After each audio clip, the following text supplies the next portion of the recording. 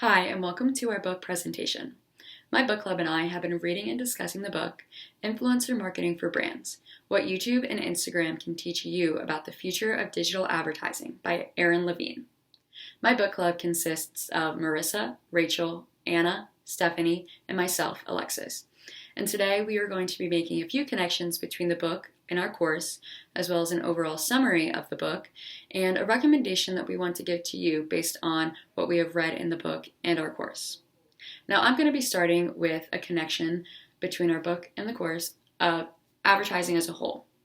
In the course and in class, we have discussed where advertising started back in ancient Egypt, how it moved to print ads in magazines and newspapers, reading about a product or service, going into TV and film ads, actually seeing that product or service in motion. And now it's gone into digital advertising and social media using influencers. And we can see that influencers are huge, and they actually do influence. In the book, it says that over 40% of Instagram users have made purchase decisions based on what their favorite influencer has said. Now, I'm not the only one that sees that. Brands and companies have started pulling away from traditional advertising in print or in TV and have put their time, money, and effort into these influencers. Influencing, as the book says, isn't a profession, it's an outcome. And I think that brands and companies are definitely seeing that, which is why we're seeing more influencers and celebrities making these ads for products and services. Another concept that we see from the course and from the book Influencer Marketing for Brands by Erin Levine is the framing theory. And the framing theory focuses on how information is presented or framed to a particular audience. For example, the word communication is even framed. It has a messenger, a message, receiver, context, and a medium in which it all takes place. And for an influencer, it would be social media. Levin gives us a great example of the framing theory as he describes a formula for influence, which is the outreach of the audience times the affinity, which is the influencer's credibility, times the strength of the relationship between the influencer and the followers. Influencers must reach a good size audience who will receive their information in a positively framed perspective. This makes for a strong and secure influence by the influencer, making sure that their information is solid and it is getting through to their followers.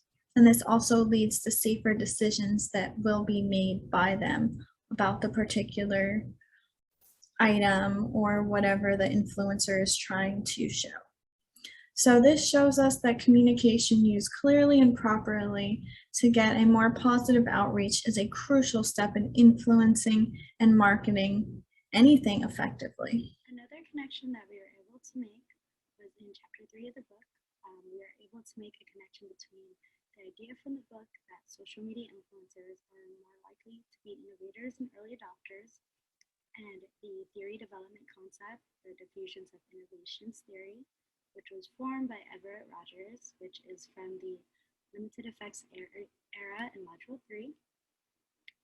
From this theory, we learned that there are 5 different types of adapter groups: innovators, early adopters, early majority, late majority, and laggards.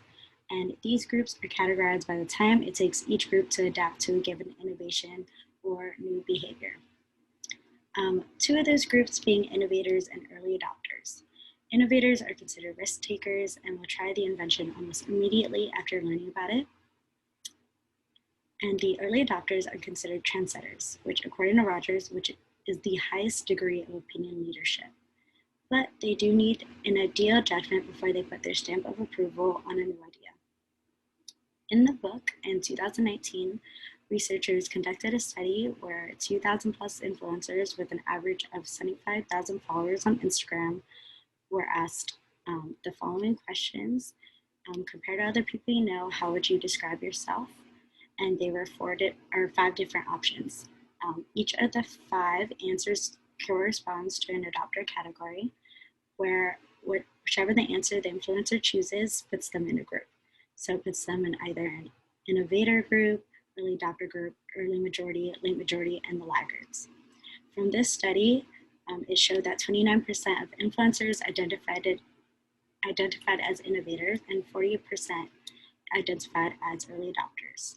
We were able to make this concept connected to the diffusions of innovations theory because social media influencers are 10 times more likely to be innovators and 2.5 times more likely to be early adopters. This also suggests that influencer marketing can not only replicate the characteristics of a traditional mass media channel to spread information, but also drive conversations between individuals that spread adoption.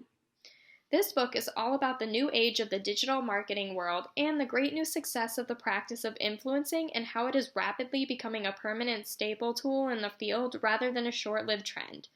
The book also discusses how influencer marketing consistently flourishes on the social media platform Instagram and the video content platform YouTube.